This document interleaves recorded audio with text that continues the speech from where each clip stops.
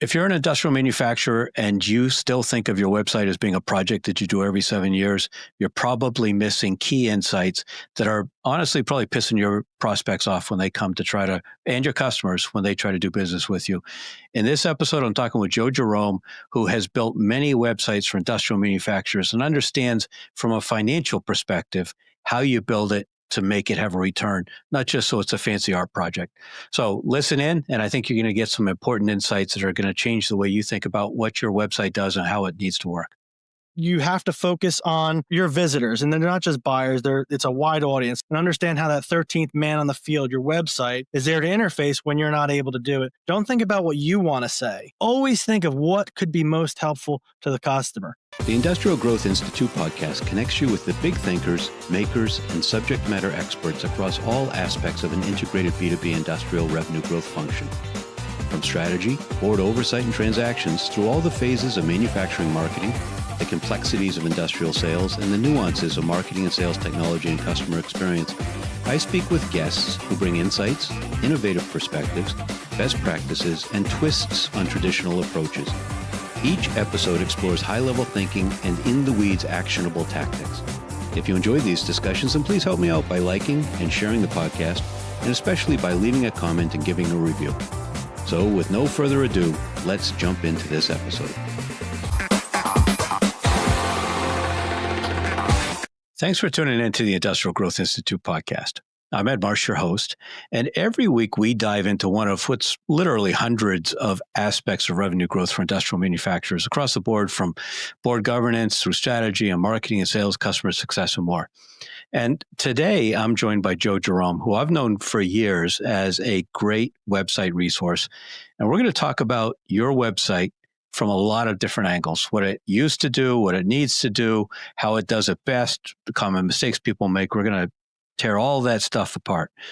Joe is the founder of Brand Builder Solutions, and he's a 20-year agency owner who specializes in refreshing websites on the HubSpot content management system to align with financial objectives and drive measurable conversion gains.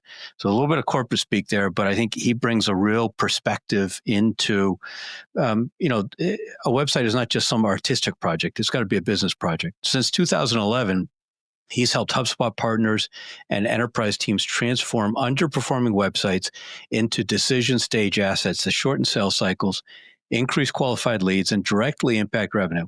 And Joe focuses every site refresh or build on delivering a clear ROI and turning websites into a true sales and growth engine.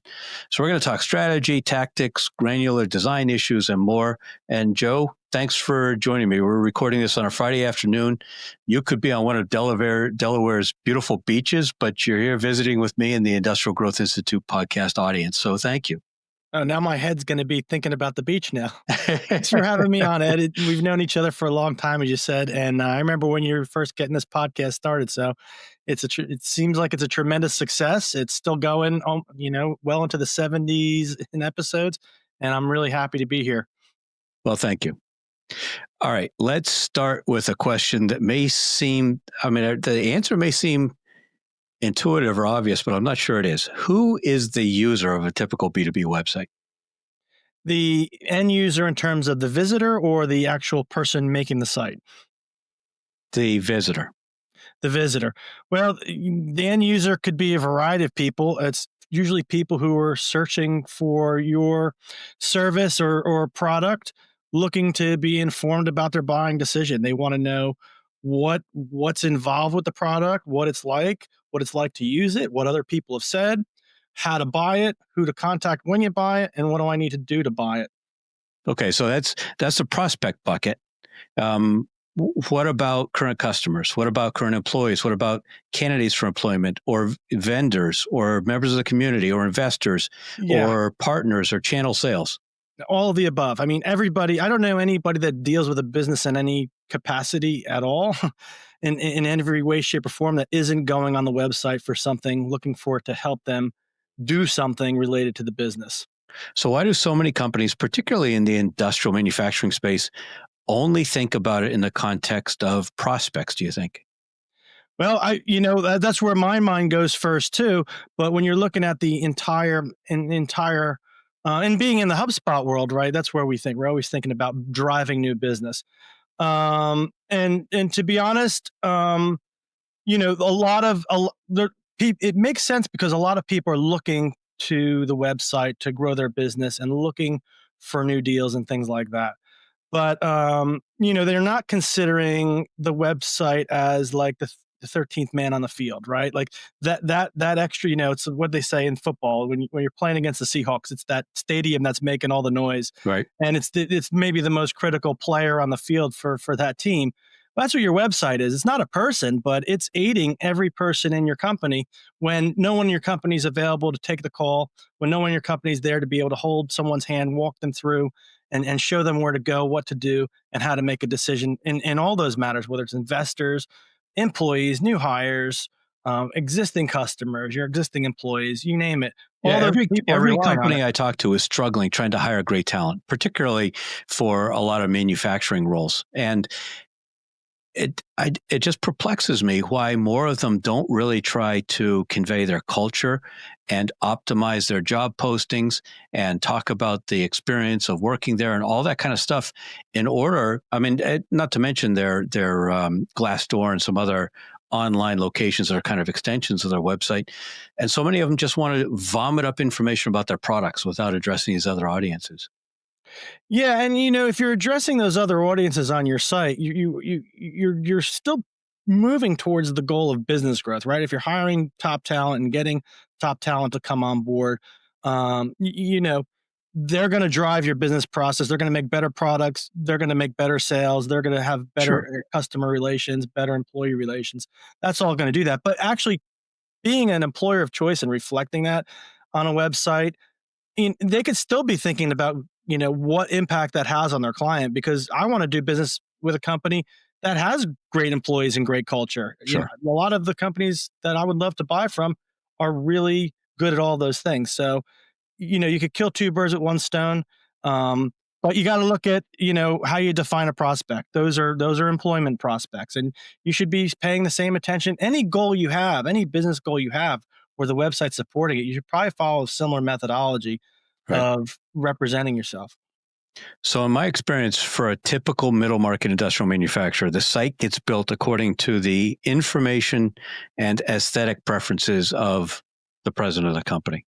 That's their prerogative, of course. They own it; they can make the rules, but it ignores most of those audiences, and it ignores the fact that not everyone absorbs information and views information the same way they do. So, when you start on a project with a company, and the owner has a very clear idea about what they want to do, and you don't think it's the right thing, how do you overcome that? Well, if the owner doesn't think it's the right thing, so there's a couple things. What you want to really do is define. You want to rewind before you start getting into how it's going to look and all that stuff. But that's You where really everyone wants to start. Sure, because that's where they've already think they figured all this other stuff out. Now they're ready to go. And yeah, I want a website that looks like this guy's, or I want a website that looks like this competitor. Usually they're keeping up with the Joneses. Oh, my competitor just updated. Now I want to do it. You're a different company, and who knows if your competitor even did it right? They might not have. Right. So what you want to start out with is think about the people who are on your website. You mentioned all those constituencies, and you want to map out journeys for all of them, but you want to make it clear to the CEO, like that basic premise that we came into is like the 13th man on the field. That's what your website is. And if you can't get that through, if I can't get through on that, we're probably not moving forward with the project, because it's just going to be misaligned, and they're not going to they're going to come back and blame me for a bad job when it's not doing the things they kind of imagined it working. So we just got to make sure up front that the alignment's right. And I think one of those things that you pointed out was really important too, is it's not like, it could be the CEO, could be the marketing person, it could be another key person on their team who thinks like, I want it to look like this, it should be doing this. We need to say these things. And this is where the biggest mistake in websites come, is not asking the buyers, not looking at the buyer information. I'll leave it there. It's probably a whole nother set of questions around that. Right. There's lots of places and ways to build a website. I mean, a company can go on Squarespace and go to GoDaddy. They can do WordPress, and everyone's nephew is a WordPress developer. Why are you focused just on the HubSpot CMS? Well, so I'll give you a little bit about my background and how it plays in.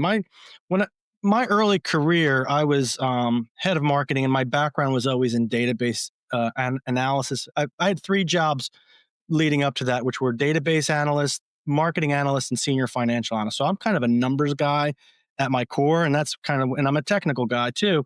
But really, it's that numbers background that kind of led to the approach and why I work with HubSpot. Basically, I'm really out to design websites that help people generate more ROI and more conversions. And there's kind of a science behind that. And basically the platform that does this better than any other, like by far, like not even close, is HubSpot. There's no other system where you can go and get such precise revenue attribution, lead people into a workflow where they're able to go and book meetings on the site, get estimates, get quotes, really have Well, a very realistically, they could take their HubSpot code. If they had HubSpot marketing, HubSpot sales, those hubs, they could take their code and put it on a WordPress site and get most of the way there, couldn't they? They can, but better in theory than in practice, right? So it there's so many things you need to hook up and have aligned right that I just find that there's really no reason to go. And there's obviously a lot of other things that make HubSpot a choice, but for me, it's like people hook up MailChimp to HubSpot. I just wrote about this recently. It will work in some weird way, but it doesn't work as good as just using HubSpot.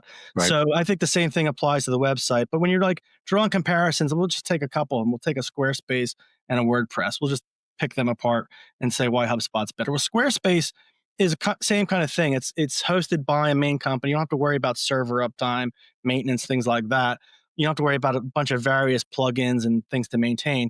But it's limited. Squarespace doesn't do much. You can't really customize the site very much. You really don't build CTA driven, call to action driven, buyer journey driven sites. It just doesn't have the modules, the templates, the themes to really support that type of thing. So I really wouldn't recommend Squarespace. Squarespace is not good for like a manufacturer, someone with a complex sale who needs to rely on, a more complex methodology to support their audience. WordPress is another one. I started out with HubSpot when HubSpot didn't have the full website tool. They started out with a blog add-on. You remember this? You've been around HubSpot for a long time. Right. It was a blog add-on and a landing page add-on, and you probably were hosting your website on something like WordPress. When I started with HubSpot in 2011, I was making WordPress sites that integrated with HubSpot back then because that was really the best option to go with. In 2013, HubSpot launched their new website platform. I left WordPress, never looked back for a variety of reasons. Mainly, it was the site hosting, the plugin upkeep, the server management. I mean, there's a lot of infrastructure and operational stuff you just don't want to deal with. And WordPress, it becomes kind of an unmanageable treehouse of things to keep track of, and then every site just becomes a different maintenance nightmare. It was just too much to support consistently. With HubSpot, they use these 3 things called HTML, CSS, and JavaScript that drives most of their themes, templates, and modules. And you're able to kind of build the widgets in HubSpot pretty easily.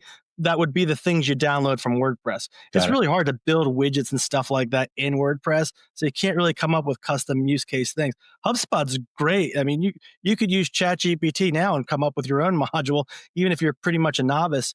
So HubSpot's really well positioned for the future. Yeah, speaking of that, obviously there's a lot of talk about how AI may just wholesale replace website design. I mean, you kind of just sit down and say, I want a site that looks like this and does this, and you go away for lunch and it comes back and a bespoke site is done. Is that realistic? Well, I thought it might be realistic when you consider what AI should be capable of and probably may be capable of. But in practice, I took it really seriously because the business I'm in includes development and design as part of the process. And even the strategic stuff, AI, you would think could eventually replace. So I really took a long look at it. I got very curious with AI because it was kind of a business threat to me. I had to think, well, is this going to replace everything I do? So I really took a hard look at it and got familiar with it. And over the past year and a half, I have tried to integrate AI into my entire workflow.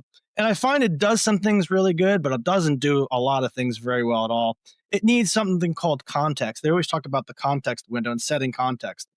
And you just can't put all the stuff you need to know about a business and about the website into an AI model to have it kind of do what a human can do in terms of getting an optimal result. But you can piece out little parts of the project to AI. So for instance, I have tasked out some of the junior developer type stuff, code base, give me some code starting points using AI. I use it for some generic copy, some different copy with a little guidance. I'll use it to speed up the copy delays and things like that can hold up a site. How about once you've got a wireframe done, or once you've got a mock-up done, do you teach AI the buyer persona and the buying team and then say, hey, tell me what we're missing, or how do we modify this? Yeah, I think that's a good point. So one of the things I'll do using AI, there's a couple things, and one of them's analytics. I'll get to that. But when you're talking about the wireframes, I will send AI mock-ups. I'll give it background, ask the project. I'll set up mock-ups, wireframes, and I will do what you just suggested. Tell me what I missed. AI is really good for tell me what I missed. Or I'll say, pretend you're, Dharmesh Shah's personal assistant at HubSpot. HubSpot just did a redo of their site, and you need to inform him of what should be better. Like you go to a top tier example and tell it to replicate that, right? And and shred it, tear it apart. I'll be be the worst critic you could ever be, and it kind of takes that role and it kind of shreds everything and gives me all the opportunities. And then I'll come back and say, okay, now rate this site. And go back with a numerical rating and its justification for it. That kind of prompting methodology has really served the projects well. And do you share that with the client, or is that all internal stuff yourself?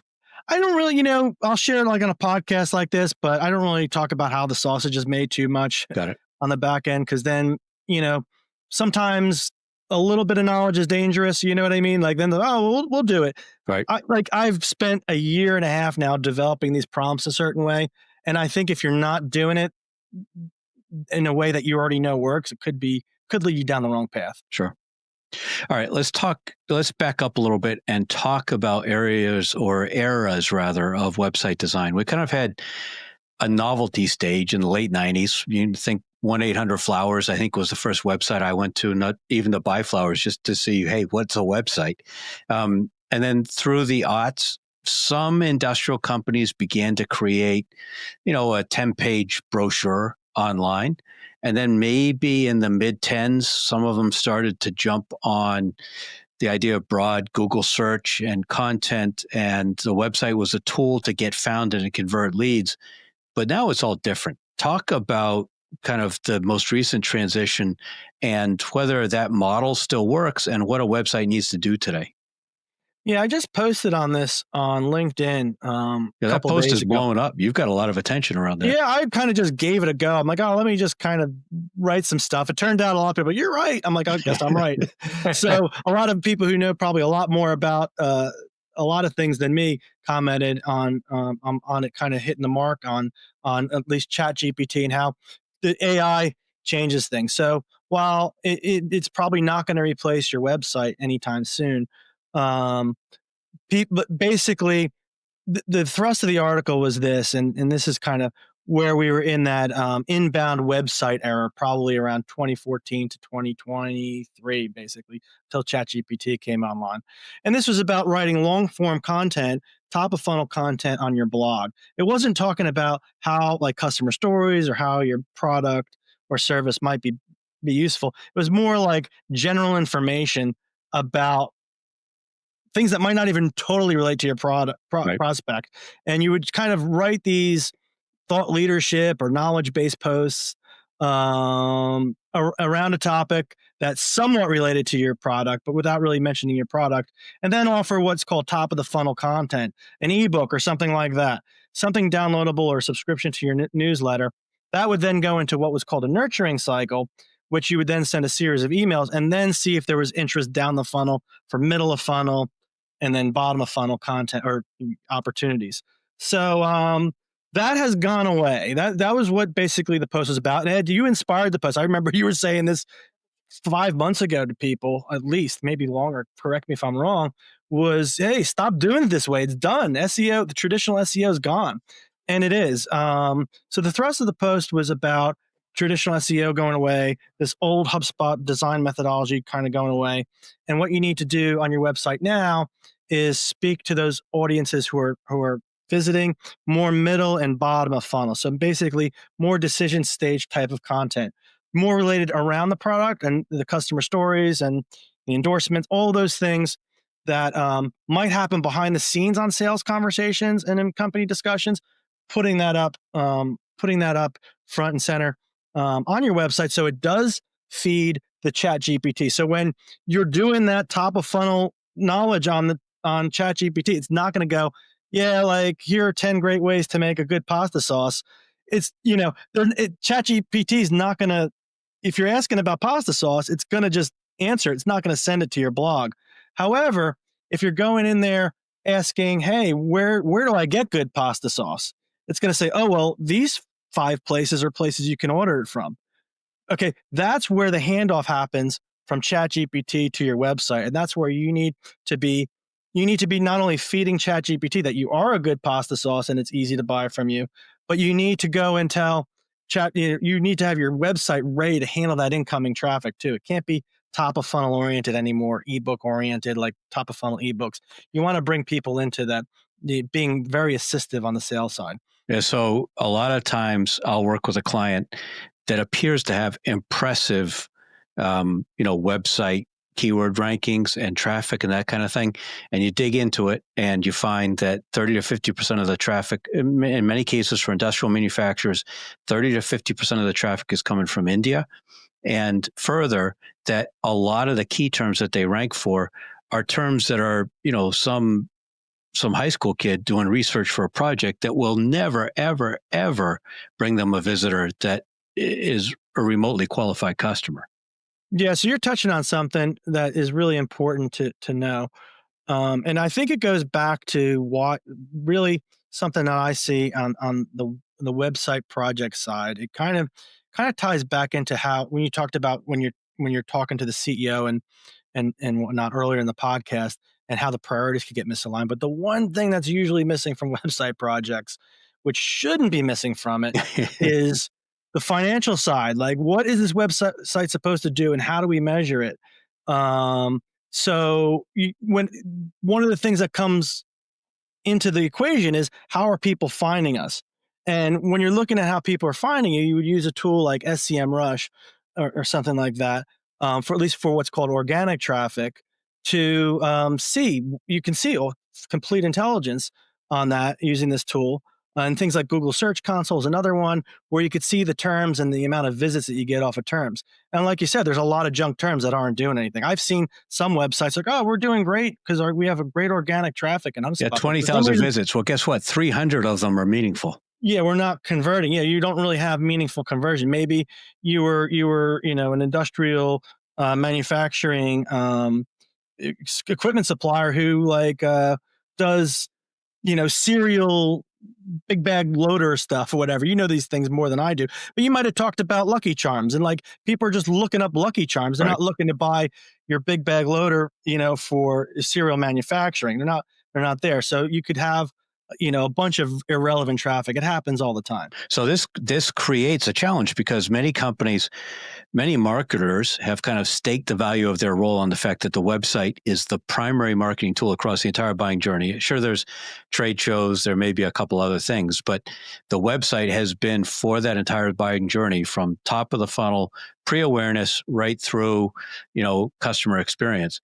But now, if the website is essentially bottom of the funnel decision stage kind of stuff, then that takes an entirely different set of marketing tactics and a revised marketing strategy.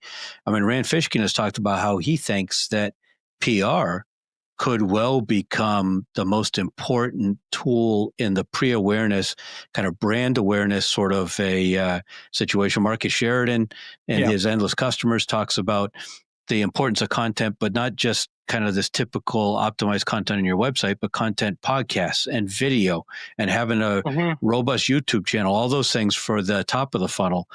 Are you seeing, as you work on websites now, are you offering advice on the top of the funnel, or are you just saying, no, we're going to focus on the website and we're going to only think bottom of the funnel? Well, look, I sometimes leave that to the people I partner with on that. But what I'll tell you is one of the groups I partnered and advised about this time last year was a PR company. And they did a financial PR placement and stuff like that. And one of the things we were talking about was merging what I did with what they were doing, and it was successful. A lot of it was you need the social proof, you need the stories, you need the placements to build robust search authority, and also build the endorsements and decision, the credibility to support your sales team. But the other thing about it, Ed, is with AI now, with what we were talking about with ChatGPT, when it's like deciding like who it should recommend, it is actually looking at what are called credible sources. And a lot of those are publications, even though they might be outdated, news sites, publications, rating sites, Muckrack just came out with an amazing study on that. Who did? Muckrack. Okay, yeah. What did they say? Do you know? Same thing you're saying, that it's that if you look at the citations in most of the LLM answers, the sources that are cited are notable journalistic outlets in many cases. Yeah, I would put most of that SEO budget into a PR budget now, to your point. Like, I think that would be the thing to do. You can get a really good PR expert who could give you the right placements and who has a head for like and a strategic guidance that involves like, hey, this improves your website and understands how it can all work together. All right. So speaking of budget, that 10-page brochure kind of website that a manufacturer might have had in the aughts, probably in 2007 dollars, might have cost them 20 or 30,000. So equivalent of maybe 50 or 60 today. And most middle market companies saw it as something that they would do as a project. There'd be lots of debate about what to say. There'd be months of internal work. There'd be a big launch, and then nothing for 7 years until it was so embarrassing that they had to do it again. My sense is that effective companies today see the website as something that's just continuously evolving as opposed to an episodic project. Do you agree or disagree? Well, I totally agree. I think that's the only way to approach it. You use an ROI-based approach, and you put as much investment in as you can anticipate return. I had a project that I didn't get, but I quoted it for $400,000. Now, that is not the typical project size, but this company had $2 million in annual search that I didn't want to mess up and make sure we really paid attention to. And it did $500 million in sales. When you think about it, $400,000 investment to optimize your number one salesperson, which is your website, is really still kind of lean for $500 million in sales and an average sale of like $1 million plus, right? So really you got a sizer for that. Now, you could maybe have a $20,000, $30,000 investment for maybe a smaller company, but really the budgeting and planning process should be around what your expected outcomes are. And that's why in the beginning phase, doing the analysis, coming up with that 3-letter acronym, CRO, conversion rate optimization and analysis, is a really important piece.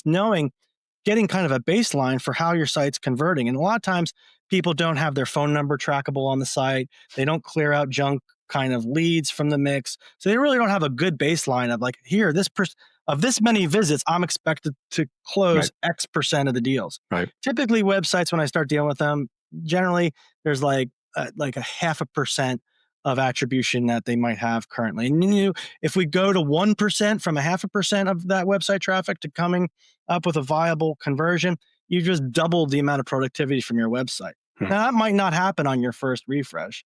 And what I suggest is a phased approach to kind of do a launchpad site in the beginning, which is a smaller kind of endeavor, kind of a smaller refresh scope. And if people have an extensive scope, I'll scale it back. I'm like, we just maybe shouldn't go down all these paths because we just don't have the answers.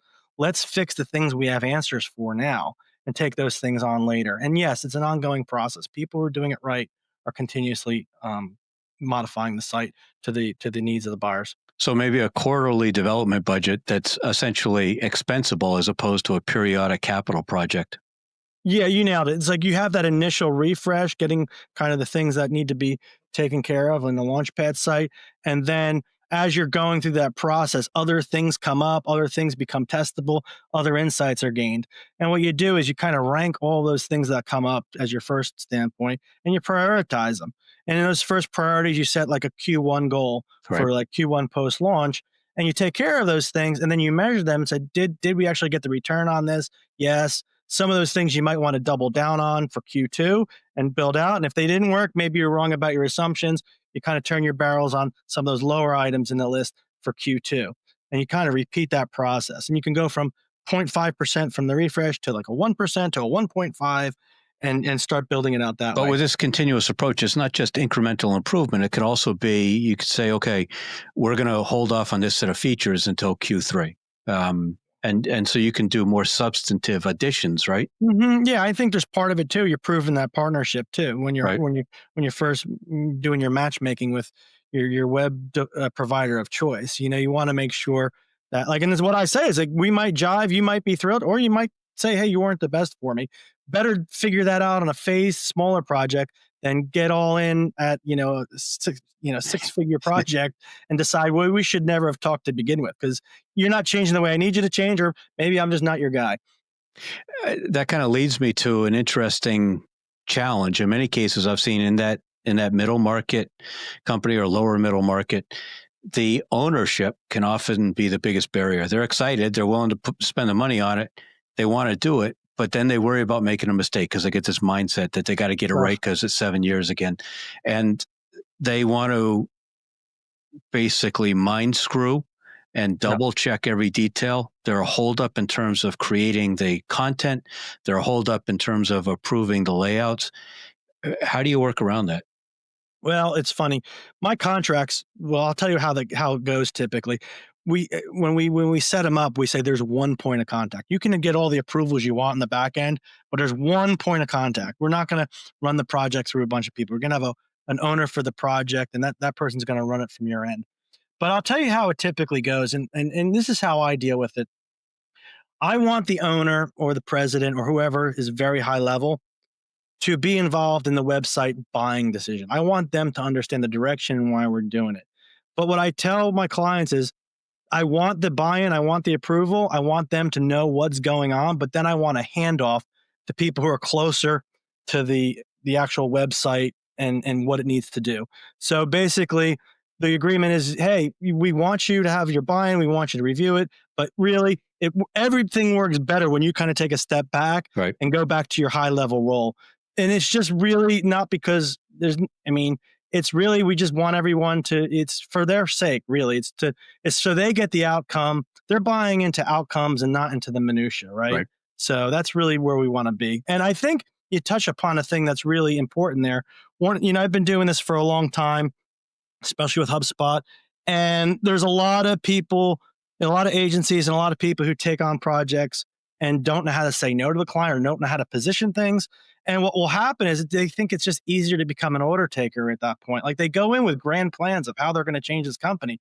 But when they meet this resistance, they just kind of succumb and go, oh, I'll just do what they want. Well, guess what happens? The projects take a year to do because they're out of control. And then they wind up getting fired. They might lose their entire agency retainer over it.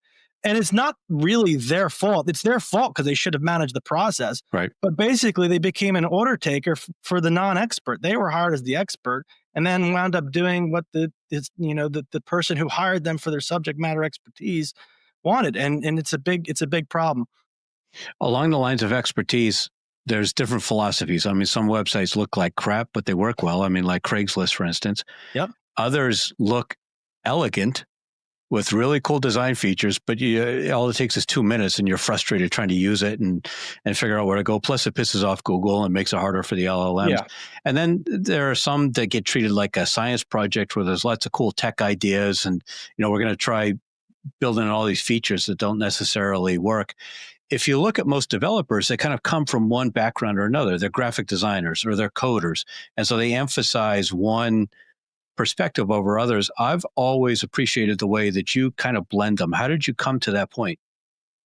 I don't know. I mean, it was like something that I think I learned back in my direct mail days when I was a marketing head and we were doing a lot of database marketing. I developed systems to create quality, consistent branding and not go. And I was on the other side of it. I wasn't the agency. I was dealing with the agency.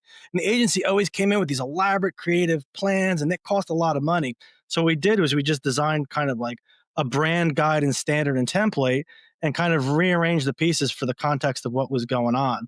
And then basically, I think that methodology just stuck with me. I got hired for for some website projects as a consultant. One of them was a hosting company that I was moonlighting in because I wanted to learn server admin. They hired me as a marketing consultant, and I helped them with their website pre-IPO or pre-takeover. They sold, they went public, and from there I kind of built it into my practice. Found my way at HubSpot, and HubSpot had this really cool thing called the template marketplace. And I became the number one seller of paid templates packs there for many years. And the methodology was like we had offshore competition in many cases, and we're trying to remain competitive and still deliver a high quality product. And the answer was to create some process, and also to keep in mind that like a website has to look good. You want to like punch above your weight. Like if you're like, it's the one place where that investment really does pay off. When people are doing their selection between who they're going with, you want to look like, the biggest and baddest game in town. And it's pretty easy to do if you're doing it the right way. So there's a thing called the halo effect. When someone first comes on a site, it's that first impression that kind of is the lasting impression. So we want to always have impact with, clear messaging, something that conveys like you're with the times. It's highly branded. Like the human eye understands good branding from bad branding, and they kind of associate that with business credibility. So we want to get that right. So I invest a lot in the project on the homepage design and the branding and getting that right. We then carry that throughout the rest of the site. We don't try to over innovate and create new widgets. Basically, it's like people have muscle memory. They have a certain place they're used to going on a website to close a window, to go to navigation. When you get innovated on some of those elements, it's usually not the best thing to do. So you want to kind of stay with standard wireframe, standard design, like methodologies, but really kind of skin that in like a very well branded wrapper, basically. But you start with the homepage, which I've often argued should be the least important page. Back when we were talking top of the funnel, we wanted people coming to a bunch of different pages on your website. They would only come to the homepage if they directly navigated there. But normally they would come to another page, and people focused inordinately on the homepage. It sounds like now at this point, if the website becomes a destination, a bottom of the funnel decision stage kind of thing, then maybe the homepage should get more attention. Yeah, I've been saying for a while, and in the HubSpot world, I was always maybe the least, top of funnel kind of designer around. I always kind of, with the CRO, I always saw like using the site as kind of a sales support tool, right, as a very high priority because people were just missing it. And I always looked at the homepage, and you talk about that.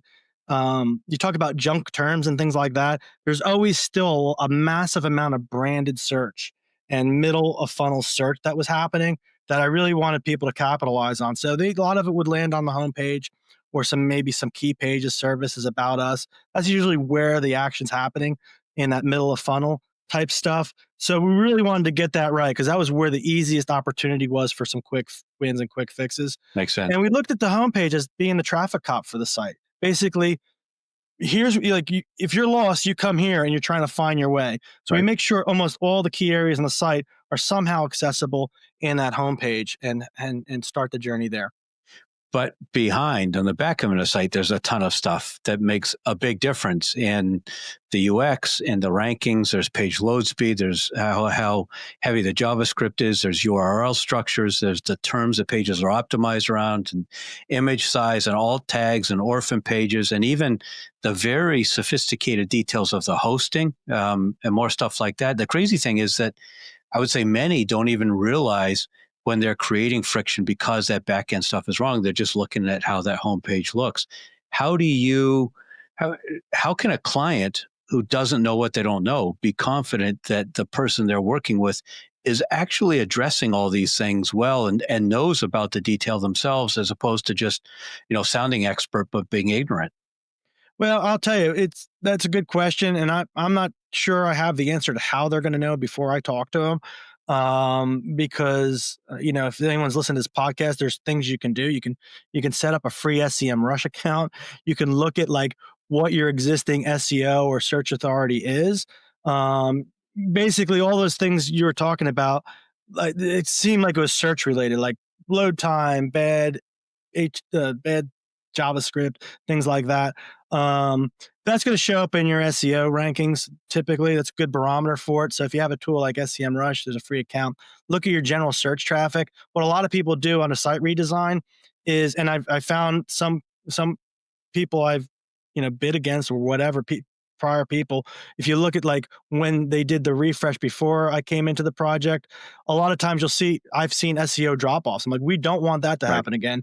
We got to really be careful about this. And that's also why I'll err on the side of caution with a Launchpad site. I only want to gradually tweak a lot of that stuff, because if you go in and make major changes, like you said, it's gonna wipe the slate clean on some of that, and you might have And they're gone too far. specialists. I mean, Franco Valentino from Narrative SEO specializes in going into all the guts on the back end. And even if you're talking about a migration, very thoughtfully managing that migration, not getting involved in the design and other stuff, but making sure, for instance, that the page titles and critical page elements match correctly, so you're not sacrificing SEO. I mean, it may drop off for a couple of weeks, but then it ought to come back and, in fact, improve with a better design. Yeah, getting things like 301 redirects straight and all that is important. And when you talk about page load speed, people really have to be careful about what they're using as a page load speed kind of analyzer. There are ones out there that will say it's never doing good because they ultimately sell a paid subscription to their page speed optimizing software or whatever. So you got to be careful. You got to use a tool where it matters. Sometimes people go a little too far down that rabbit hole, and I've reviewed sites like HubSpot site, and it doesn't load as fast as you would think. It sometimes gets B's, C's scores on it, and they're known for being tops with search rankings. So what are red flags when you're working with a developer? Red flags with a developer. Oh man. Well, is developer or like website provider, like agency provider? Where were you thinking, like the total website project or just development? Total website project. So when you're talking about the total website project, I think the red flags are, one of the red flags is they're not asking you tough questions. They're not okay with not having the project. A lot of people really want that project and will tell you what you want to hear. I think what you want someone to do is challenge the assumptions and really to get to know your business well, and to ask you, like, what are you doing in revenue? Where are your sales coming from? Who's buying your stuff? A lot of times those questions aren't asked. And I think, for me, like, I think when you're buying, when you're having a website project come in, you want a company, especially if it's an inbound site, you want somebody with kind of a sales mentality and a rev gen kind of mentality coming into the project. One of the red flags I would tell you is if there's no methodology for the project where it's done in approval stages, is a recipe for disaster. One of the things I've always done or gotten down have been the sequence of approvals, what needs to be approved when and in the proper order. What will happen often is a website gets pitched. Maybe there's mock-up designs of a few things, and then it's like, okay, we're ready to go live, and it's the final approval. There's not a sequential, here's what we found in our analysis, here's what the wireframes look like and why, sign off, then design, then develop. Sometimes it's just kind of all rolled out, and you get this misalignment because the proper steps weren't taken along the way, and then you have to go back and redo things, and maybe you're redoing your development and several pages in code, and that's when it becomes a real mess, and that's when these projects take a year. It happens often. So let's focus more specifically on manufacturing. Selling and marketing to engineers is different than a website to sell sneakers to kids. How should a website cater to technical experts and buyers of that sort? Yeah, that's a good question. So when you're talking about manufacturer sites versus shoes or whatever, anything like that. So basically, there's a massive difference between B2B sites and B2C sites right off the bat. And then when you get into the B2B area, there's a variety of differences in B2B products and how much buyer education, how technical the product is, Right. how much, and basically, when you start seeing the sales process be different, whatever's kind of difference in the sales process is going to be reflective of what gets different in the website building process. So when it comes to manufacturing, you're talking about a highly consultative, highly, expert orientation, technical type sale. Where you want to focus is a lot of that pre-sale buyer, education, like use cases, industry kind of applications. Tie that into the specifications of what you're offering.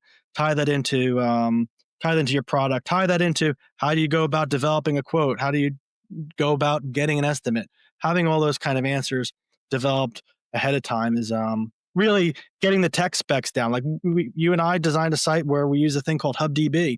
We created a product kind of catalog on the back end, and we're able to mix parts and things like that for the equipment. Spending time on those things is tremendously valuable. You're talking about equipment. You're talking about big purchases, industrial scale purchases that are, capital expenses. There's several $100,000 in many cases. And, there's going to be a lot of decision makers. You're going to have technical kind of people reviewing your spec on the site, and then you're going to have the buying department. And then you might have an executive or an executives team kind of go and review it. So you really have to speak to all those things, right, all those constituencies on the site at once. And if the buying journey is now 70% of the way done before people want to speak to sales reps, that means that the site has to do some of the selling.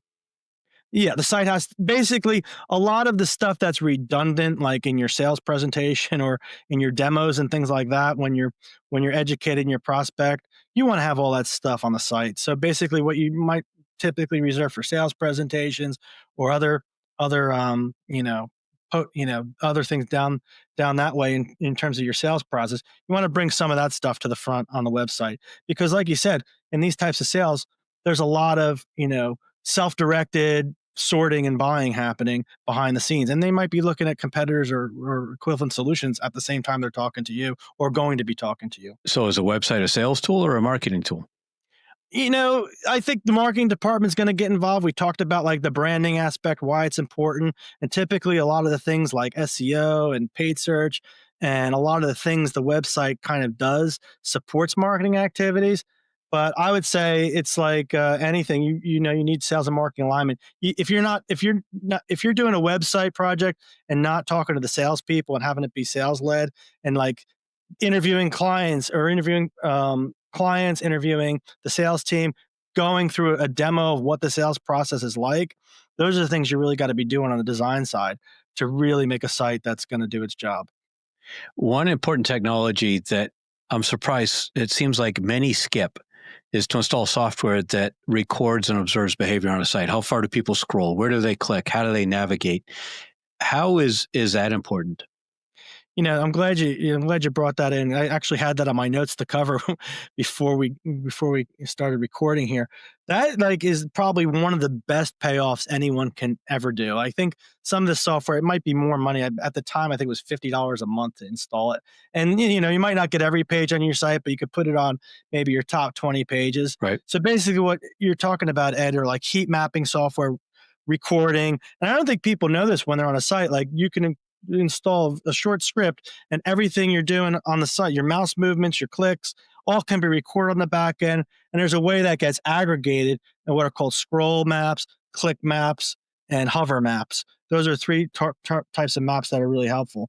And when you look at it on an aggregate basis, you get to see things like, my product page or my equipment page, people aren't getting to the bottom of it. They're getting like a quarter way through and they're going, and so if your form to request a quote is at the bottom of the page, nobody's ever getting to the form. No one's seeing the request a quote. No one's seeing, something that they might be seeing. There might be something blocking or turning them off up here, or there might be something redirecting them. Maybe you have a CTA that's taking them off that page. So it could be a good thing or a bad thing. Right. Maybe they're engaging too much with something on your site, but never seeing that. So you want to see, like, are the visitors seeing what they're supposed to see on the page?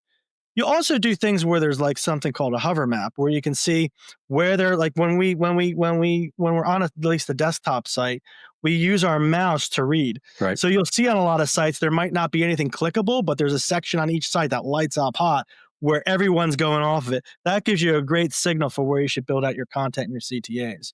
The other one's the click map. You see it all the time. One thing I value more than anything on a Launchpad site is that click map on the navigation menus.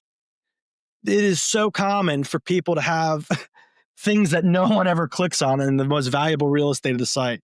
It's just, you'll see stuff that, most of the things are lighting up, and then there's like 3 or 4 options that no one's clicking on any page. And, you're touching upon something that here like is a whole nother topic, but like getting into the buyer's journey, seeing how people are progressing through page sets based on context, and really getting that part right is where the conversion rate optimization really starts to work. But watching those recordings has largely convinced me that most website nav actually does more harm than good. I watch people click and go back, and it's not because they're consuming it. It's happening quickly because they're looking for something and they're not finding it, and the nav is just getting in the way. I've advocated actually removing nav and replacing it with a great chatbot. But you make the point about people expect to be able to go to the upper right corner and navigate. What are your thoughts? That's an interesting observation. I'd love to go into that more. It's not one that I've never put those pieces together like that. So, I do think too many options though, like too many, like I've always kind of gone, so maybe there's somewhere to meet in the middle here. There's like these massive mega navs and multiple level drop downs and stuff. I don't think those are helpful. Usually, when I try to guide on a website, sometimes I don't even do drop downs. I just do like major categories and then use sub navigation or CTAs in the site. I think chatbots are great. I think with AI, chatbots are going to do even more. They Right. should be doing more. I'm surprised the progression on, web-based, AI-based chatbots isn't moving as quickly as I thought it would move, because I really think that's where it should go, is like you kind of dump all the information about your business in it, and it could kind of guide you as to where to go. So I really think that's the future. One of the problems with a website, though, you can see the traffic. You can see, looking at Google Analytics, how many people are coming to the site, and you can see how many convert, how many leads you get, how many people fill out a chatbot or form or call you or whatever. And in between, you've got no idea why. Does the site suck? Is it a bad customer experience? Is it a problem with the way it renders? You've got no idea. How can you know if there's why your site may not be doing well? Well, I think it's a combination of things. I think with HubSpot, they have their analytics on the back end. I think what you really got to do is bring in, multiple sources. So look at like the pages people are entering and the paths they're taking, and you can do this with Google Analytics. You could do this with Google Search Console, SEMrush, tools like that. So basically separate out your traffic into buckets. Start with direct traffic. So analytics also has a great waterfall map, so you can see the pages they start, where they go, where they drop off. That's probably the most useful thing in there, is the Google Analytics kind of buyer flow section, where you kind of click in and click out. I do think the heat maps guide in that a lot. Seeing where the next page is when you're in those pages, just seeing it visually guides a lot. And in HubSpot, a lot of times you can, if you've dropped the cookie through an email or something, you can see the page progression sometimes and on where people are going from decision stage. But I think it's kind of getting all the tea leaves and bringing them all together. There's really no tool I know of where it tells you exactly what's going on. You kind of have to bring it all together. And there's intuition required. There's intuition required. You got to use intuition. You got to use gut feel. And then you got to test it. Yeah, and you got to test it. I think that's where bringing a website partner in who really focuses on the conversion rate optimization and who's used to looking at those things can help, because to your point, there's intuition. Some of the trends you see in one place, you might see in another. So when you're talking about testing things or what tests to set up, that intuition or maybe prior experience of things really comes in a high level payoff for the client. On a completely unrelated note, you've got a strong affinity for veterans, which I'm grateful for. You've been a great resource for me. You've helped me with some stuff around the HubSpot for Vets program that I was an early proponent for. You've helped develop sites for other veteran-owned businesses that I've introduced you to. But where did that connection with veterans come from? Yeah, that's a good question. So the first person I'd like to give credit to is my dad. He's a Navy veteran. He was on the USS Independence, and he was in a plane called the FUD. That was the nickname for it, but it was the AWACS on the carrier, and he was a radioman for it. And he has always had a strong tie to his military experience, and he always had kind of, growing up with him, always kind of reminisced about those stories and how useful they were. And I have a couple uncles who are also ex-military who served, and it's always kind of been there in the family. My father still volunteers with AMVETS. And there was a time in my life where I remember, I think in high school, I was going to apply to the Naval Academy. And I was so serious about it. I went down to Annapolis, and then I saw them running and doing all the drills. I said, "Oh man, I'm just not that kind of guy. I don't fall into line and snap to that good." I knew it wasn't a fit for me. But I always, I'm a patriotic guy. I believe in country and, God, country, family. Those things are important to me. And I always kind of feel like, oh, I should have served. How do I serve? How do I help? And there's things people could do to help service members. And, I don't feel the service members are appreciated enough. You can't appreciate them enough. And they sacrifice themselves so much for us with their service and their own lives in many cases. The least we could do is give back a little to them. Well, thanks for your support of veterans. On websites, again, I love the idea of first-party intent data. So in other words, for a salesperson to be able to see if they get a lead or if they're having a first conversation with somebody, see what pages they've been onto the website and what order they've been to those pages. And whether, a great one in the machine world, and an example I often use is, do you have a semi-automatic and an automatic version? And can you see the person bouncing back and forth between them, and therefore illustrating uncertainty about what's the right solution? And if the salesperson knows that going into the conversation and is able to ask some questions, hey, many people in your position I find are trying to decide, should they automate more or should they stick with what they got? Is that something you're wrestling with? And they can ask that question if they see that first party intent data, but the site's going to be built right. Where do you think people run into trouble with that? Well, I think it's the methodology you use when you think of how you're going to use your site. This is why I keep focusing on the sales piece, because the website could do things that nothing else in your sales cycle can do. Like, to your point, it gives great intelligence. So whether you're sending out a bulk email in the form of an informational piece or like basically a mass email where you send thousands of them at a time, basically when you structure that with sales signals in your links, you could go back and see who clicked what and where did they go and get a massive amount of intelligence. So whether it's machine selection, those links in your email of where to read more, then inform you. And you can go in on the back end in HubSpot and see who clicked on the certain areas of interest. That gives you a sales signal as to where they might be in the buyer process, where they might have resistance, what they might be thinking. Obviously, you get to see the subsequent visits to pages and what they do in there too to inform things. The other thing is the one-on-one sales emails that you use in HubSpot, the things that you're sending as part of your sales process. By putting links to your site for different things, like you said, you can find out where the objections might be without them ever telling you vocally.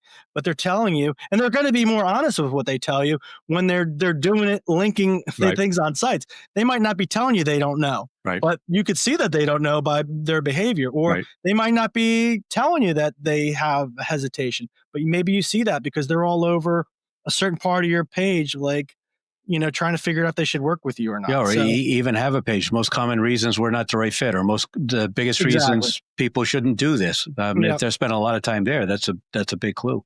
Yeah. And it really, I think the other thing too is writing your blog content. Like when people write blog content, I think the shift has to go from doing this SEO stuff, like long tail SEO, to like stories and things like that are sales team oriented, customer oriented, a lot of customer first type stuff in there, because when you send out those emails, you can repackage that blog into a mass email. Right. That'll give you some more sales signals. So with all this change, this AI-driven change and buyer behavior change, do forms still work on websites? It depends on the application of a form, right? Like, I don't think the forms are doing what they used to do. So where I've kind of put the emphasis, instead of putting forms or CTAs, I've been putting the meeting link in there, like the HubSpot meeting panel. Right. Like, when they're ready to go, they can meet. I still think phones work though. Like, a lot of people still use the phone or click to call, especially if they're on mobile devices. Obviously, the more mobile stuff we have, the less forms work. Basically, the more the click to call or something else is going to work. So should everything be ungated now? It depends on, like, really, it depends. I think you have to go on a case by case basis. I mean, I kind of tend to go with ungated more than gated these days, because when they're ready, like if you're doing all the stuff we've been talking about on getting the sales ground prepped, like, you're going to get that call when they find it to be appropriate. I think that's when you want the call. You want the call when they're initiating it. But I think there are things you could do, like build estimators, things like that, that might require an email. And what you want to do is make sure you're gating appropriately, like gate or use a form, use an email in a way that they would find helpful. Like, yeah, sure, you're going to have your quote, but we're asking for your email because if you're serious about this, you might want somebody to walk you through it and answer questions. Right. So, and how about a progressive chatbot instead of a form, where you're asking 3 quick questions instead of giving somebody this big panel that they got to complete? Yeah, I think chatbots are great, and great for manufacturers, because especially if they know they're going to get consultative help as they're looking through technical specs, or they just have questions about the buying process. When you're talking about big ticket items or capital expenses, things like of that nature, people are going to want to talk to your team and find out more information. Your buyers are going to be actively trying to engage, and the easier you make that, one of the easiest ways is the chatbot, or click to connect, or and if they can't get a hold of someone right away in that chat window, often the option is to set up a meeting right through that chat too, or let them text. I mean, increasingly, text is a great option too. Yeah, I think there's WhatsApp integrations, things like that. Right. And, I think those are also just amazing. Like, the more you can do that, the better. In the machine builder space, I'm a fan of customer portals, because how many times do we hear, oh, we lost the manual, or we don't know the serial number, or we don't know what software version we have. And a lot of manufacturers instinctively understand it would be great to give that information to customers in a way they can access it, but it's like a 17-year project with the ERP, and it never gets done. On the other hand, particularly I know in the HubSpot space, if you create a couple of custom objects in HubSpot, then you can create a really amazing and very simple customer portal to let people find the machines that they've got, and find the key spare parts list, and find the warranty expiration date, and all that kind of stuff in a way they can easily access it. Is there any trend toward people doing that more or not? You do find a trend towards that, and especially with some manufacturers, they have partner reseller networks as well. Right. And the partner portals are tremendously popular as well. You're going to arm them with things that you don't want publicly facing on the website, that you do want to require a login. Same goes for direct sales as well. So I'm a big fan of portals, and the great thing about portal too is, like, at least from the sales intelligence side, is that when you're logged in, you can see literally everything. Right. And you could set sales signals up. The portals are really good. You could think of it less like a website, more as software too. You can really start doing some things where being logged in persistently could be a benefit to the person. Like, knowing the context of who you are and what you're at, I could serve you information using smart content based on the context of your visit. Right. So it could make things a lot more streamlined for them. How about the question of having to go outside? I mean, I hear companies saying we need to call our website developer in order to have them create a page, or we need to submit a ticket with IT in order to duplicate a page or make a change or change the text, as opposed to marketing or sales ops just being able to go in and do it. Obviously, the downside of them being able to go in and do it is they might do some stupid stuff. But the downside of having to run through an outside resource is that it becomes such a hassle to make simple changes if people don't do it. Where do you come down on that? Yeah. So look, there, when you deal with a system like HubSpot, there's basically, and I'll keep this to HubSpot, is that there's two different levels of page administration, or one is what is in their drag and drop editor. Um, and if you're in that, that's fine for sales team member or marketer to get into. It's pretty much drag and drop. It's like editing a PowerPoint for the most part, so it's pretty easy. I think you want that speed of execution and something like that to be able to update things, and you don't want to be calling a developer. Now, where you need a developer is when you start getting into structural things behind the template, or in a module, or a Or functional the area of the database site, function that you talked about? database function, and that's where you want to call a developer. And right now, I've been hired to do that stuff, but what I'm doing right now is I'm doing a partnership with a company called Computan right now, and they have a great team who is like on demand, who can like get back to you in like 24, 48 hours for this real quick development update. So basically, there's not much lag time between using a resource like Computan or relying on your marketing or sales team member. I see. If traffic and keyword rankings are not solid website metrics anymore, what KPI should somebody track? So rankings, or say that one more time. The keyword rankings, or simply the site traffic? Site traffic or keyword rankings. I mean, if those, we know from looking at that HubSpot example that you talked about, those are falling. And so we used to be able to use those as proxies for how well we're doing. We can't anymore. So what numbers should we look at?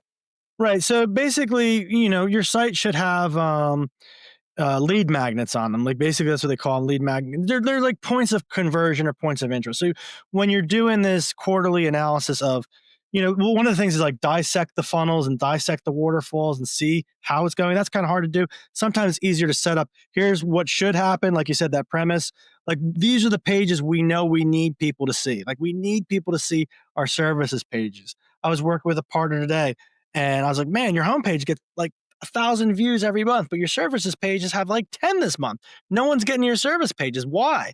And I think it's a problem in their navigation, other parts of the site, but we got to get people to see these pages. So basically that could be one of those quarterly goals you set. You're like, okay, I know my overall site's getting 10,000 views. I know my homepage is getting 2,000 views. But my services pages are getting like 50 views a piece. I see.